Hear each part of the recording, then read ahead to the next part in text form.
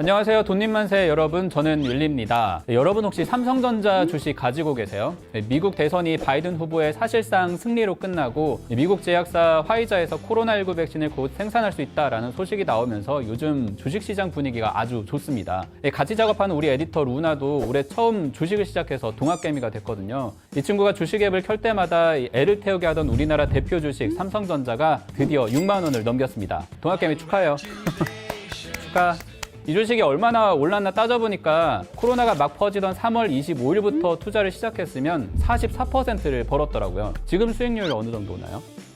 와, 2,000원이면 그래도 대략 3%는 번 셈인데, 오늘 얘기할 주제이기도 한데, 삼성전자 하면 반도체, 스마트폰, TV까지 다 세계 1등 하는 회사잖아요. 시가총액도 세계 1등이어야 할 것 같은데 그렇지 못해요. 삼성전자 주식을 다 더해서 기업 가치를 따져보면 365조 400조 원이 아직 안 되거든요. 그런데 경쟁회사 미국 애플의 시가총액은 2조 1천억 달러, 2,300조 원을 넘어섰습니다. 이 돈이면 우리나라 5년치 나라 살림도 가능해요. 이게 말이 되는 숫자인가 싶기도 한데요. 게다가 판매하는 제품도 더 많고 세계 시장도 석권하고 있는 삼성인데 애플 주식만큼 똑같은 평가를 받아야 하는 것 아닐까요?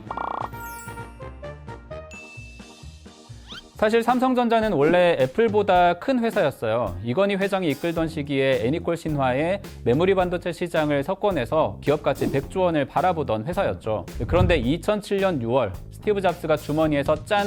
문제 제품을 꺼내면서 판이 뒤집어집니다. 애플의 첫 아이폰이 등장한 이 프리젠테이션을 기점으로 삼성전자와 애플의 시가총액이 크게 벌어졌습니다. 20년 사이에 애플 주가는 30배, 삼성은 5배나 올랐거든요. 기간을 조금 더 좁혀서 올해 주가 폭락한 시점부터 따져보면 애플은 112%, 삼성은 44% 차이가 여전합니다. 사실 스마트폰 판매량만으로 이런 삼성과 애플의 주가 차이를 설명하기는 어려워요. 스마트폰 판매량 집계에서도 삼성전자가 2013년 이후로 중국폰의 점유율을 많이 내주기는 했지만 올해 3분기 스마트폰 점유율에서는 여전히 세계 1위거든요. 그런데 애플 제품이 유난히 비싼데도 줄 서서 사는 모습을 보고 애플 갬성 이러면서 놀리잖아요. 애플 주식이 돈이 풍부한 미국 주식시장에서 거래되는 점도 있지만 이 말도 안 되는 갬성 덕분에 삼성과 큰 수익률 차이를 만들었다라고 해도 과언이 아닙니다.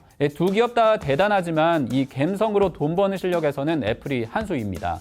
지난해까지 공개한 실적을 먼저 비교해 볼게요.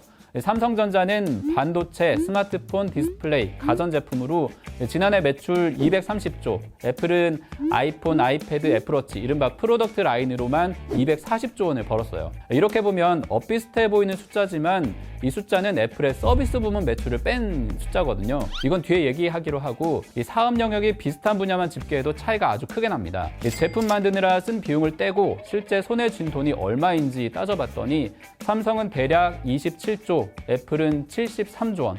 수익성에서 2배 이상의 차이를 보입니다. 이게 어떻게 가능한지 시장 조사기관에서도 궁금해서 알아봤더니 애플의 기기마다 많게는 원가의 2배씩 이윤을 냈다라는 자료를 내기도 했습니다. 전부 애플 갬성이라고 하는 비싼 값을 지불한 충성 고객이 있기 때문인데요.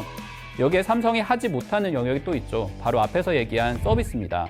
올해 코로나 여파로 아이폰 12가 연말에서야 풀렸잖아요. 이것 때문에 스마트폰 판매량이 작년에 비해 크게 줄었는데 수수료 30%에 달하는 앱스토어 구독 서비스로 이걸 대부분 만회했습니다. 서비스라는 게 봉이 김선달식으로 장사하는 거잖아요. 제조 공장도 필요 없고 재고 쌓을 창고도 필요 없고 그냥 팬층만 두꺼우면 되는 건데 그래서 애플은 1,000원어치 팔아서 630원씩 남겨먹는 놀라운 성적을 내고 있습니다. 이게 다 주식 가격으로 연결이 되는데 주가, 주식의 가격이라는 게 어떤 기업이 몇 배 버는 기업인지, 몇 배 이익을 내는지, 앞으로 얼마나 지속해서 벌 수 있는지를 따져서 거래하는 것이거든요. 삼성전자처럼 큰 회사가 작년에 열심히 일해서 9% 정도의 이익을 남겼는데 애플은 24%를 남겼으니까 주식시장에서도 그 차이가 벌어질 수밖에 없었던 겁니다.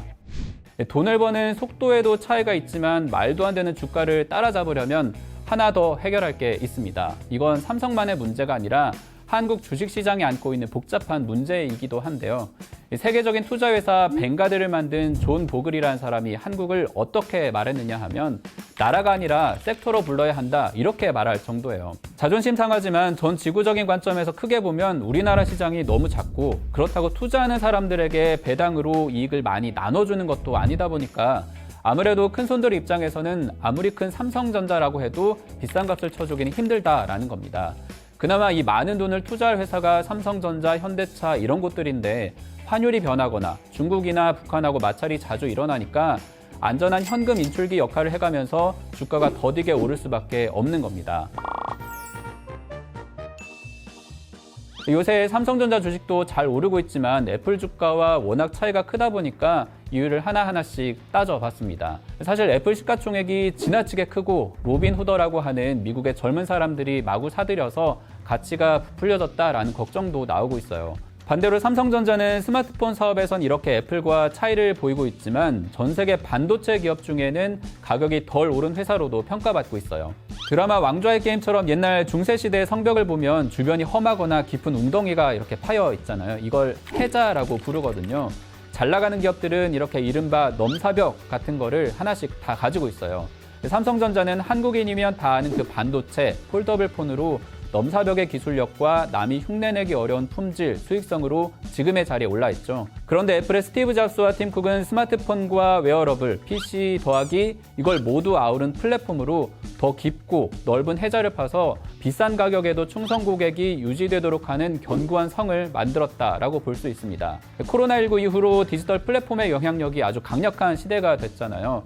애플은 아이폰 생태계에다 무한 확장이 가능한 앱스토어, 구독, 금융 서비스까지 더해서 이중의 해자를 가진 회사인 겁니다.